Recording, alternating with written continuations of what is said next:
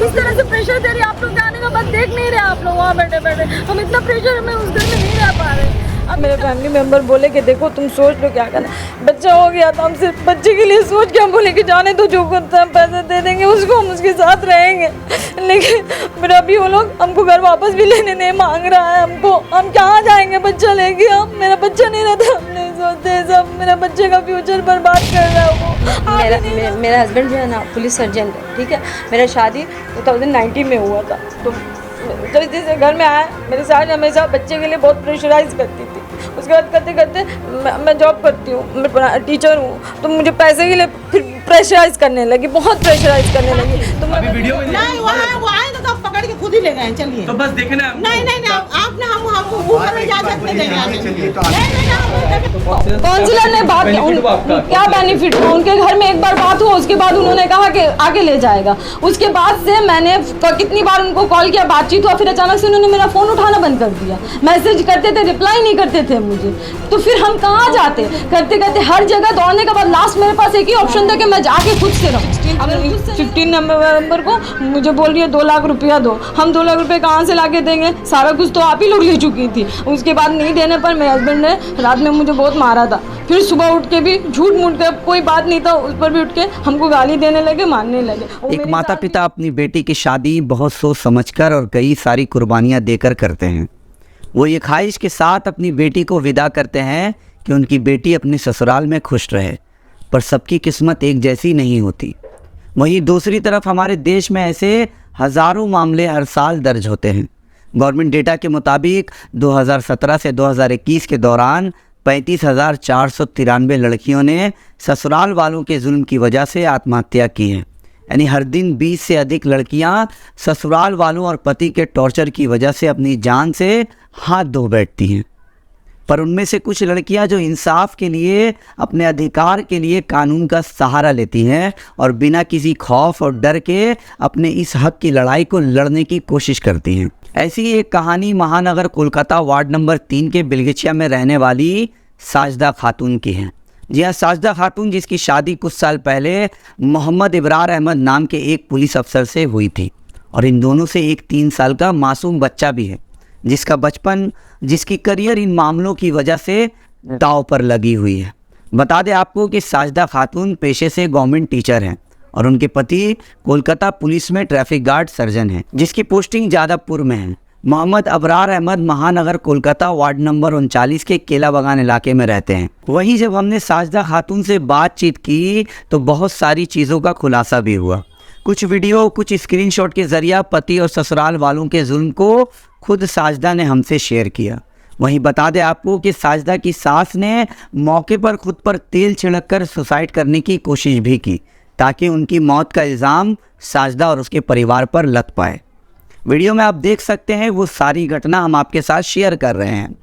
इसके अलावा काफ़ी सारी चीज़ें आपके साथ हम और भी शेयर करेंगे, पर उससे पहले इतना ज़रूर कहूँगा कि हम एक ऐसी सोसाइटी में रहते हैं जहाँ जुल्म करने वाले सीना तान कर घूमते हैं और लोग उन्हें सलाम भी ठोकते हैं, और जिसके साथ जुल्म होता है वो अपनी जान और अपनी इज्जत को लेकर चिंतित होकर अपनी ज़िंदगी गुजारता है।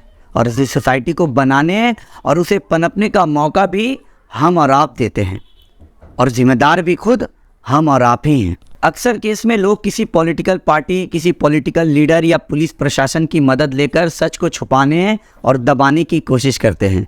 साजदा और उसके घर वालों के मुताबिक इस केस में भी कुछ ऐसा ही हुआ है, पर साजदा खातून एक पढ़ी लिखी महिला है जिन्हें अपने अधिकारों का खूब अच्छे से पता है और वो कानून का सहारा लेकर अपना हक लेना जानती हैं। अगर आपके साथ या आपकी नज़र में ऐसी घटना घटी है तो फ़ौरन कानून और सच्चे मीडिया का सहारा लें और अपने हक के लिए लड़े, क्योंकि जुल्म सर चढ़कर तब बोलने लगता है जब लोग बुज़दिल हो जाते हैं। तो आइए पूरी वीडियो देखते हैं। मेरा हस्बैंड जो है ना पुलिस सर्जन है, ठीक है। मेरा शादी 2019 में हुआ था। तो जिस दिन से घर में आया मेरी सास हमेशा बच्चे के लिए बहुत प्रेशराइज करती थी। उसके बाद करते करते मैं जॉब करती हूँ, मैं टीचर हूँ, तो मुझे पैसे के लिए फिर प्रेशराइज करने लगी, बहुत प्रेशराइज करने लगी। तो मैं अपने घर वालों को बार बार बोलती थी, बोली क्या हुआ, अगर हस्बैंड ने दे दो। तो मैंने अपना सारा ATM पासबुक उनको दे दिया था उनकी चोरी करने पर। अब उसके बाद बार बार मुझे बोलती तुम पहले का पैसा क्या की, घर का क्या की। उसके बाद क्या हुआ, मैं रहते रहते अब फिर उसके बाद बीच में बच्चे के लिए प्रेशर करना कि बच्चा नहीं होगा तुम्हारा 3 तलाक दिलवा के छुड़वा देंगे, 3 तलाक दे के छुड़वा देंगे, करते करते अब बच्चा हो गया। तो अब बच्चा होने के बाद क्या हुआ, अब मुझे 15 नवंबर को मुझे बोल रही है 2 लाख रुपया दो। हम 2 लाख रुपये कहाँ से लाके देंगे, सारा कुछ तो आप ही लोग ले चुकी थी। उसके बाद नहीं देने पर मेरे हस्बैंड ने रात में मुझे बहुत मारा था। फिर सुबह उठ के भी झूठ मूठ के, कोई बात नहीं था उस पर भी उठ के हमको गाली देने लगे, मारने लगे। और मेरी सास भी बहुत बार हमको धक्का वक्का दी है, मारी नहीं है लेकिन धक्का वक्का बहुत देती हैं। आपके हस्बैंड क्या करते हैं? वो पुलिस सर्जेंट है। कौन सी जगह पर? जादवपुर ट्रैफिक गार्ड में है। क्या नाम है? उनका नाम है मोहम्मद अबरार अहमद। मतलब जो आपके साथ ऐसा जुल्म हो रहा था, थाना गए थे? नहीं, मुझे लगा कि अपना घर ठीक है, थोड़ा थोड़ा होता है सबके घर में, तो मैंने नहीं गया। उसके बाद हम घर चले गए तो सब मेरे फैमिली मेम्बर बोले कि देखो तुम सोच लो क्या करना, बच्चा हो गया तो हम सिर्फ बच्चे के लिए सोच के हम बोले कि जाने दो, जो कुछ हम पैसे दे देंगे उसको, हम उसके साथ रहेंगे। लेकिन फिर अभी वो लोग हमको घर वापस भी लेने नहीं मांग रहा है हमको। हम कहाँ जाएंगे बच्चा लेके, हम मेरा बच्चा नहीं रहता, हम नहीं सोचते सब, मेरा बच्चे का फ्यूचर बर्बाद कर रहा है वो, आ भी नहीं रहा। आया तो इन लोग सब मुझे प्रेशराइज कर लिए कि तुम चली जाओ चली जाओ। पुलिस बोल के क्या है कि नहीं आपका घर है, आप रहोगे यहाँ पे, लेकिन मुझे बार बार प्रेशराइज किया जा रहा है यहाँ से चली जाओ, हम लोग संडे बात करेंगे। मैं बहुत जगह बात कर चुकी हूँ, इतना जगह बैठ के हम बात किए हैं जहाँ बात करने से कोई फायदा नहीं मिला हमको। तब हम बोले कि नहीं हम जाएंगे, हम उस घर में। आपके साथ जो मारपीट हुआ तमाम मामला हुआ, उसमें पुलिस कंप्लेन आपने किया? पुलिस कंप्लेन एक बार हम गए थे 2021 में गए थे, तो वहाँ पे जाने के बाद मेरे हस्बैंड वहाँ पे आए, उनको बुलाया गया था। तो उनको बुलाया तो उन्होंने कहा कि ठीक है। उसके बाद वहाँ यहाँ के लोकल जो काउंसिलर थे वो चले आए, मोहम्मद जसीमुद्दीन, वो आए।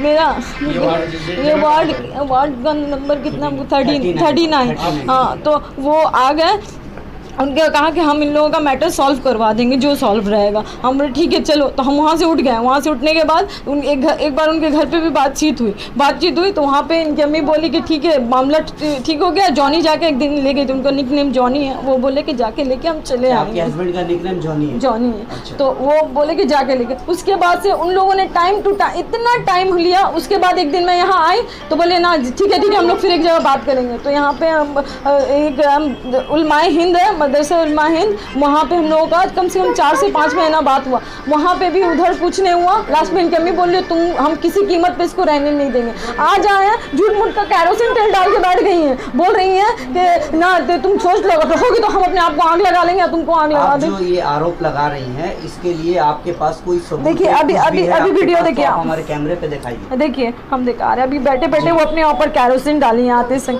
पुलिस भी आके आया था, पुलिस ने भी देखा था। पुलिस के पास आपने FIR या फिर कुछ डायरी वगैरह दी है? नहीं पुलिस को, हाँ ये डायरी ये मेरा दिया हुआ था। जो मामला बता रही है कितना दिन? नहीं ये दिखाई, ये देखिए उन्होंने अपने खुद से कैरोसिन डाला और मुझे फंसा रही है कि अगर वो ज़्यादा करोगी तो तुमको फंसा देंगे, ऐसे कर रही हैं। और ऊपर से देखिए मेरा मोबाइल छीनने के चक्कर में देखिए मुझे ऐसे इन्होंने उनका नाखून लग गया मेरा मोबाइल छीनने के चक्कर में। नाखून दिखलाइए, नाखून दिखलाइए। देखिए ये हाथापाई माहौल बन चुका है। पूरा अब मुझे यहाँ से मुझे बार बार बोला जा रहा है चली जाओ। हम क्यों चले जाए, हम कहाँ जाएंगे, मेरा बच्चा लेके हम। आपका बच्चा कितने साल का है? 3 साल का है मेरा बच्चा। अरे यार ये पैसा का मामला कितना दिनों से आपसे मांगा जा रहा है ये वाला पैसा? ये हम जब से आए तब से ही चल रहा था, बट हम बोले कि जाने दो, अपना फैमिली अगर मांग रहा तो अगर आप, मैं सिंपल सा बात बता, मेरे कॉमन सेंस है, मेरा हस्बैंड है, हम उसके साथ रहते हैं, मेरा उसके साथ फ्यूचर है। अगर वो मुझसे कुछ आएगा तो मैं उसको दूंगी नहीं, बिल्कुल। मैंने उसे दे दिया, उसने जो मांगा मैंने दे दिया। आप बाय प्रोफेशन क्या है? मैं टीचर हूँ। मतलब कौन सा? Primary teacher. Primary teacher. अच्छा, वेस्ट बंगाल गवर्नमेंट? हाँ गवर्नमेंट के अंदर में है, गवर्नमेंट में अंदर में। उसके बाद से वही हाल रहा, मैंने जैसा कहा। लेकिन बार बार इस तरह से करना भी तो सही नहीं है ना। जब मैं आपको सब चीज़ दे रहा फिर भी आप मेरे ऊपर भरोसा क्यों नहीं कर रहे हो? अकाउंट चेक करना, पासबुक को अपडेट कराना कि मैंने 1 रुपया भी खर्च किया या नहीं किया। पैसा भी देने में इतना परेशानी हमको करते थे, बहुत मांग मांग के, मतलब एक तरह से हम भीख मांगते थे, तब वो मुझे किसी तरह का पैसा देता था। लेकिन सिर्फ इस वजह से कि बच्चा हो गया था और हम कुछ नहीं कर सकते, हम कैसे छोड़ दें उसको। सब बोलो छोड़ दो। मेरे साथ साथ मेरे बच्चे का भी फ्यूचर खराब हो रहा है। तो आप आगे जिंदगी उनके साथ बिताना, मुझे चाहिए कि वो ठीक हो, वो कानून में रहे, कि उसको कानून का डर क्यों नहीं है। बोलने से सब बोलते आपके पास तो कोई सबूत नहीं है हमारा। अब वो मुझे 2 थप्पड़ मारेगा तो मेरे पास क्या सबूत रहेगा कि मैं जाके, जब वो थप्पड़ मारे मैं जाके एमसी कराऊं। तो कहीं ना कहीं काउंसलर, आप बोले काउंसलर आए थे, तो काउंसलर ने बात क्या बेनिफिट हुआ, उनके घर में एक बार बात हुआ, उसके बाद उन्होंने कहा कि आगे ले जाएगा। उसके बाद से मैंने कितनी बार उनको कॉल किया, बातचीत हुआ, फिर अचानक से उन्होंने मेरा फोन उठाना बंद कर दिया। मैसेज करते थे, रिप्लाई नहीं करते थे मुझे। तो फिर हम कहाँ जाते, करते करते हर जगह दौड़ने के बाद लास्ट मेरे पास एक ही ऑप्शन था कि मैं जाके खुद से रहूं। अगर खुद से नहीं रहूंगी, पुलिस आया, पुलिस ने मुझे कहा आपका घर है, आप रहो, आपको कोई नहीं निकालेगा। बार बार इन लोग फोर्स कर रही है तुम जाओ। हम क्यों जाए यहाँ से। अच्छा, ये जो जिस घर में आप रह रही है, ये आपका घर है? मतलब आप अपने हस्बैंड के साथ इसी हाँ, ये इस वाले रूम में रहते थे। इस रूम को उन्होंने लॉक करके रखा है, खोल नहीं। जॉइंट फैमिली सास ससुर है और मेरे हस्बैंड है, और कोई नहीं। बाल बच्चा नहीं है उनका, एक ही तो बेटा है। अभी हमको समझ नहीं आ रहा है कि हम क्या करें। इन लोग बार बार चिल्लाई इतना बोली, फोर्स कर रहे हैं, आप लोग भी चिल्लाएं। इन लोग मेरे को चढ़ गई है, जाके उनका इंटरव्यू ले सकते हैं। अगर उन्हें मैंने कुछ भी किया होगा तो सब इन लोग प्रेशर कर रही है, जाओ।